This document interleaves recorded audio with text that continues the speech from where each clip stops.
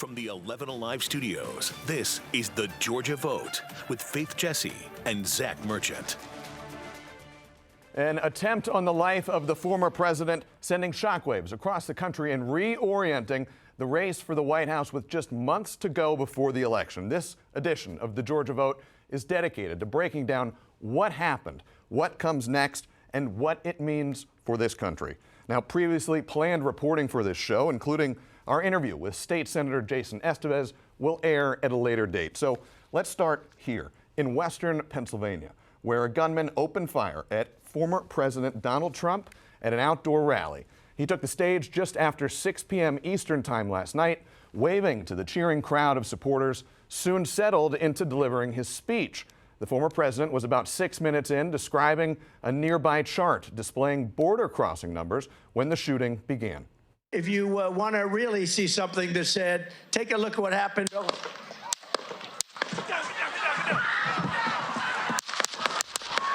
You saw the former president grab his ear as he went down there as Secret Service agents swarmed and covered him. In a post on his Truth Social website, Mr. Trump described what happened next. He says, quote, "I was shot with a bullet that pierced the upper part of my right ear. I knew immediately that something was wrong in that I heard a whizzing sound, shots, and immediately felt the bullet ripping through the skin. Much bleeding took place, so I realized then what was happening." Those are the words of former President Donald Trump. He released another statement this morning saying, quote, "We will fear not." As Secret Service agents begin to take him away from the stage, the former president stood up. Blood could be seen on his face. Mr. Trump put his fist up in the air several times as agents led him off the stage and into a waiting SUV. Those who were in the crowd described the shock of the moment. I heard pop, pop, pop. I thought it was like a cap gun. And my son's like, "Gun, get down." And next thing you know, everybody around us was down.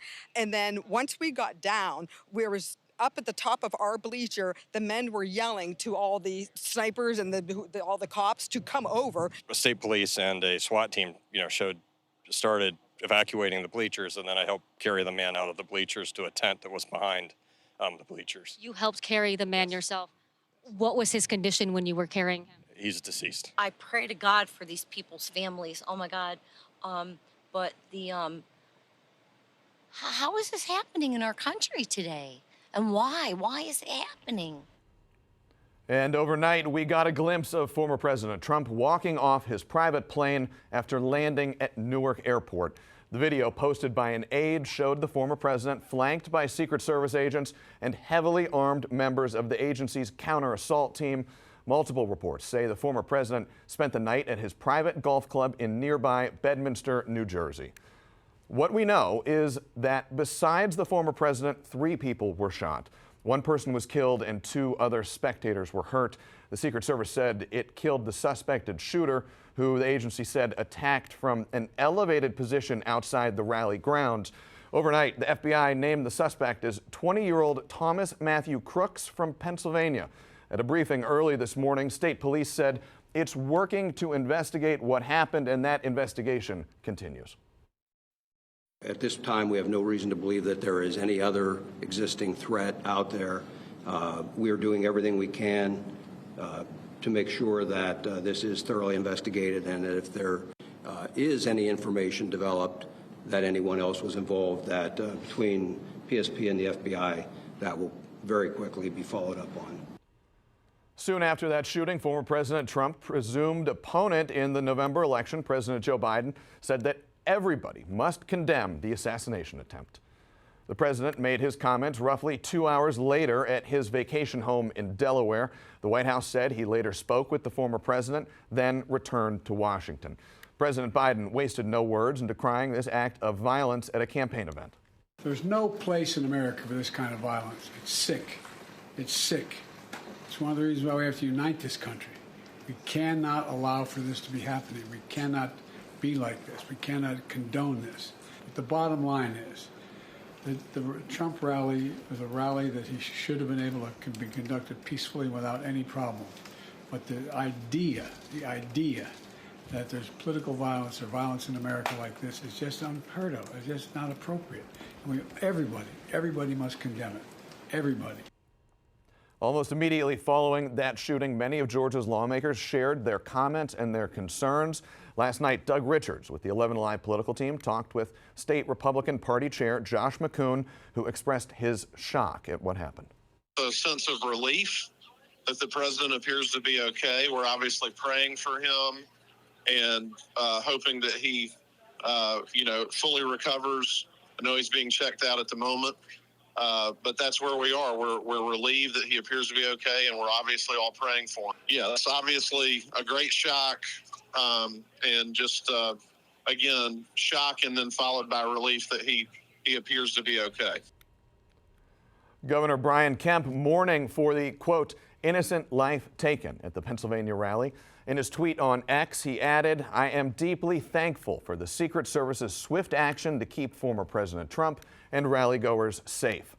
Drew Ferguson, representing Georgia's 3rd Congressional District, called what happened a cowardly attack on President Trump and says his thoughts and his prayers are with the former president, Melania, and their entire family. And Gabriel Sterling, Chief Operating Officer in Secretary of State Brad Raffensperger's office, saying political violence has no place in America ever.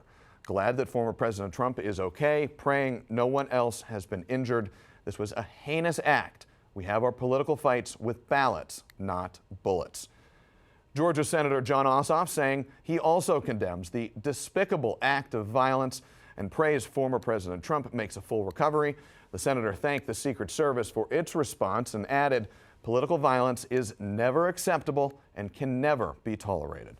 And the Reverend Raphael Warnock echoing his Senate colleague who says, in America, we settle our political differences democratically, not violently. I am deeply saddened by today's events in Pennsylvania. I condemn any violence aimed at former President Trump in the strongest terms and pray for him, his family, and our nation. We are better than this. There is a lot that goes into safeguarding the president and former presidents of the United States, their families, and those who are around them whenever they are out in public. It's especially difficult when events are outside and not contained to a specific indoor area. In fact, Saturday marked the first attempt to assassinate a president or presidential candidate since Ronald Reagan was shot in 1981.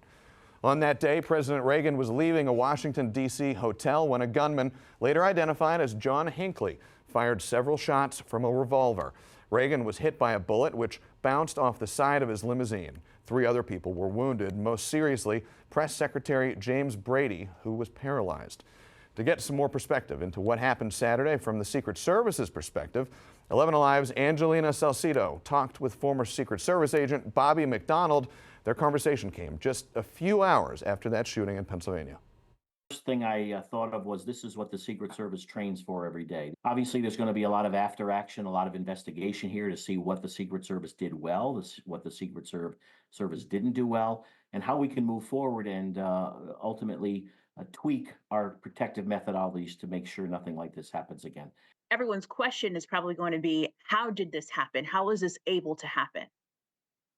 Great question, and that's exactly what we're going to need to find out. If you want to really see something that said, take a look at what happened. We want to be able to, again, develop a very quick cocoon around the president so that we know that he is safe and sound. They are communicating with him on the ground, and they're taking a slight pause. It wasn't a long pause, but it was a slight pause so that the asset that was able to fully negate the perpetrator here was able to communicate with the shift around the former president.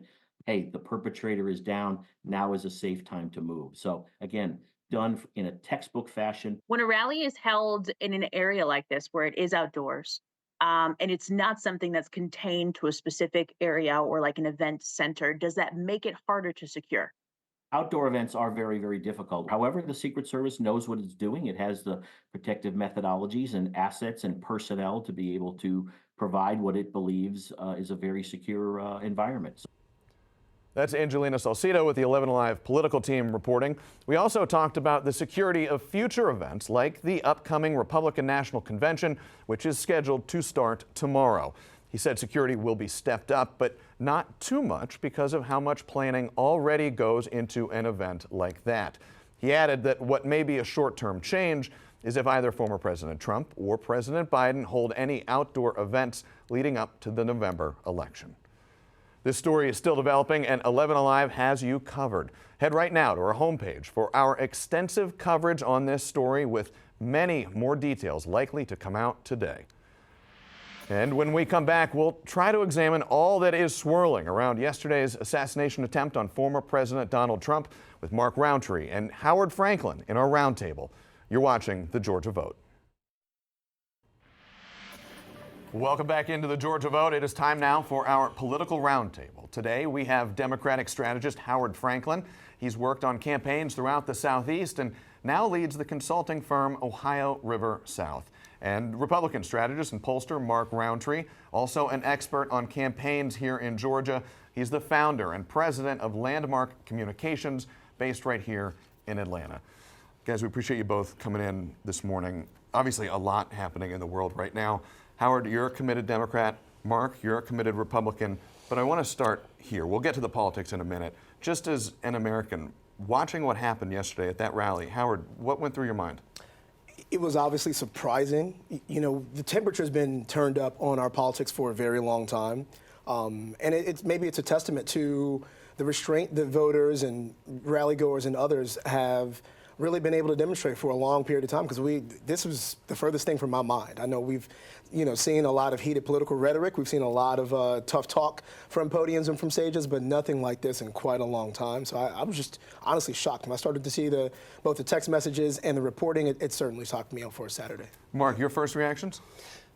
Probably like everybody else, it would have been shock and astonished and a little bit angry at how this really could have happened. How does a 20-year-old lone gunman climb a building, get to the top, carry a gun? There are witnesses saying there's a guy on the top of the building and the Secret Service does not respond in time. How does that happen? I mean, I'm a little upset as an American about that. And we've seen elected leaders raising those questions in the kind of 12 to 24-hour period that we're in following what happened. And I think we can all be sure more questions and more answers hopefully will come from that. It is the Georgia Vote. We do have to talk about politics here. It's our job, and everyone who's watching, all of our tasks to try to make sense of how these developments fit into the political cycle here as well. Howard, President Biden's campaign has said that they are pausing all outbound communications. They're working to take down their television ads as quickly as they can. What is the conversation inside the Biden campaign right now? Yeah, I think first and foremost, for all Americans today, Democrat and Republican, I think based on some of the statements you've already read, should cease to be the focal point of the discussion so far. Obviously, there's a lot to be done this week with the RNC's convention starting tomorrow, and I think there's a big question about exactly how yesterday's events may impact what we see from the stage for the next 4 days. So I think there's a lot of wait and see in the Biden world right now. I think there's also been a lot of calls for turning down the temperature on the rhetoric, on some of the discussion, some of the things that have been said. And I know there's a lot of, I've read and I've seen from some of the statements that folks are saying, hey, let's, this is partly because Democrats have called for really just underscored a particular risk in potentially re-electing a President Trump. I think this is rhetoric that's been going on for quite a long time. I looked it up because I had to make sure I had the dates right. But I think then candidate Trump talked about shooting a person on Fifth Avenue back in 2016 and not losing a single vote, right? So this has been going on 8-10 years at least now with the advent of the last couple election cycles. And in fairness, and Mark, I think you may want to jump in here as well, but in the aftermath of what happened last night at the rally in Pennsylvania, many conservative politicians have circulated comments. I believe it was a tweet by former President Biden talking about putting a bullseye on former President Trump as this campaign moves forward. So when we talk about escalating political rhetoric, Mark, is this something that all sides share some blame for? Yes. I mean, what Biden's exact words apparently were, time to put Trump in the bullseye, and that was said on July 8th. Those comments do cross a line, and I think that how you comport yourself in social media can affect people, and I think we all forget that at times. How do we walk back from this place? I think there are a lot of Americans who, looking around this morning, and they were watching last night, and they have this sense of, oh my God, it keeps getting worse.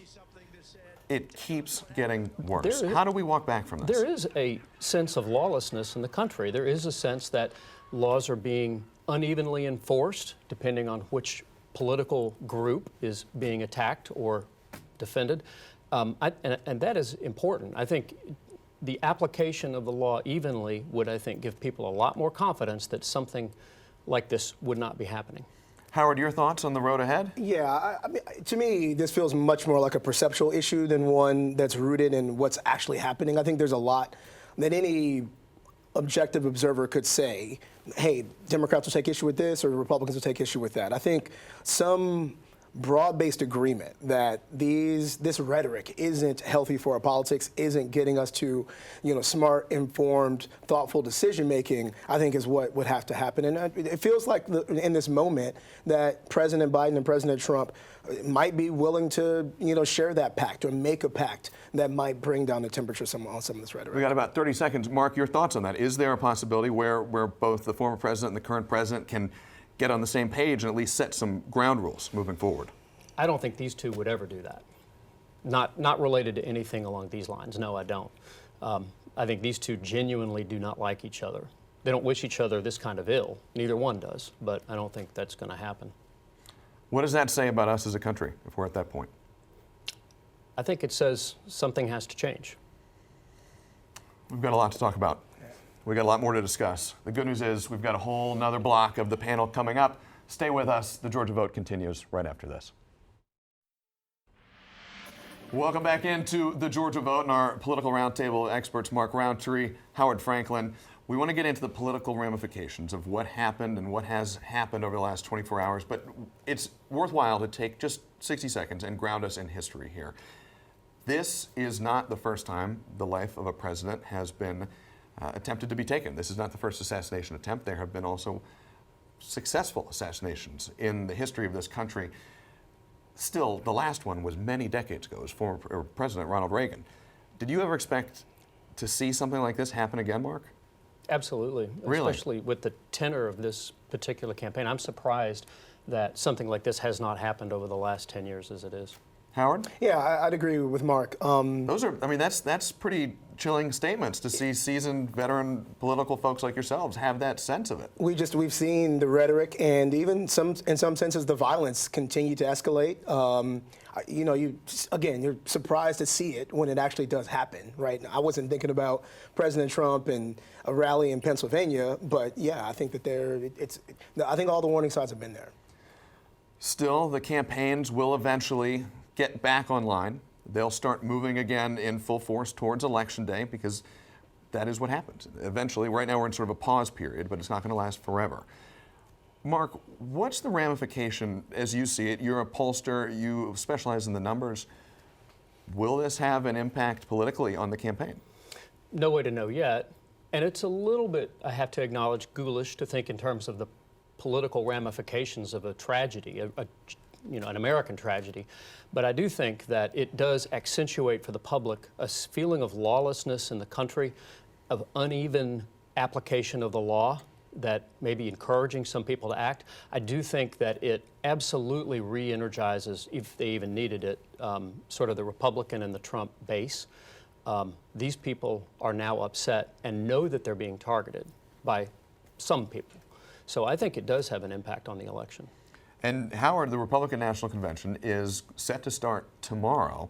Right. What are Democrats thinking? What are Democrats strategizing about how to navigate this next week? It's so funny you ask this question, Zach, because Democrats didn't know what to expect in the first place, right? We don't have a presidential or vice presidential nominee yet named for former President Trump. There's been a lot of questions about exactly what the agenda will ultimately include. I do think it is an interesting elevation of a topic that Democrats have long been active on, and that is of active and mass shootings. 4 people were shot yesterday. I think the FBI would classify that as a mass shooting. So interesting to see whether or not mass shootings make it onto the agenda for the RNC in the next several days. But I honestly, because of all the turmoil the last several months, weeks, days, it's hard to really have a sense of where exactly the RNC is going. I haven't been involved in several Democratic national conventions. I know how large and unwieldy these organizations are. I know it's going to be very difficult to change what's on the teleprompter, the signage, the videos, et cetera. So I don't know how much it will change to reflect the happenings of yesterday. Well, and as you both know, in a campaign for the White House, there are the principals, the two main candidates, Republican and Democrat, and that's former President Trump and President Biden. But there is an enormous ecosystem of surrogates and lower-level elected officials who play an important role in those campaigns as well. Senators, congresspeople, state-level officials. Mark, how do campaigns make sure that whatever messaging they want to get out in these periods of turmoil and really high-tension moments is being messaged up and down the ladder, so to speak? I'm not sure I understand what you're asking. Well, then that's on me. So if you talk about messaging, that's an issue. In a world where you have surrogate politicians who are also sharing their own comments, weighing in on big moments like this, the campaign apparatus itself may say, hey, we want this to be the message. Just today, the Trump campaign from the top down has directed its staff to tone down the response, tone down any venomous response, even if they're upset. There's a part of this you can control, which is the staff itself, but then there's a part that it's just social media. Well, and then there are other elected officials who they can kind of do what they want, right, Howard? Yeah, I'll tell you, from the Biden campaign's perspective, I get rapid response emails when a thing happens, right? Whether it was the debate or some other, national issue or any issue of import that I might be called upon to speak to.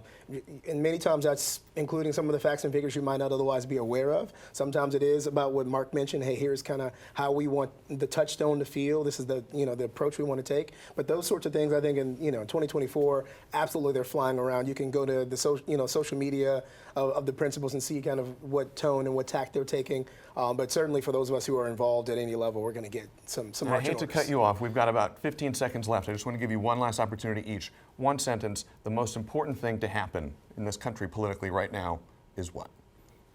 Coming up, the second debate. I mean, outside of this particular event, the ABC debate that's coming in a few months. And Howard, following up? I would say there is still room for, if not the principals themselves, for many of the supporters to say, let's come together, let's figure out how to tone down the rhetoric in this election. Howard Franklin, Mark Roundtree, we appreciate it. Stay with us. The Georgia Vote continues next. Welcome back to the Georgia Vote. A quick programming note. Because of our changes with today's show following the unprecedented tragedy that happened in Western Pennsylvania last night, we were unable to bring you our conversation with State Senator Jason Estevez or our regular Voice of the Voter segment. You can still find them online right now, though, on 11alive.com/thegeorgiavote. We appreciate you watching us this morning on this unprecedented, frightening day. We hope to see you back here again next week.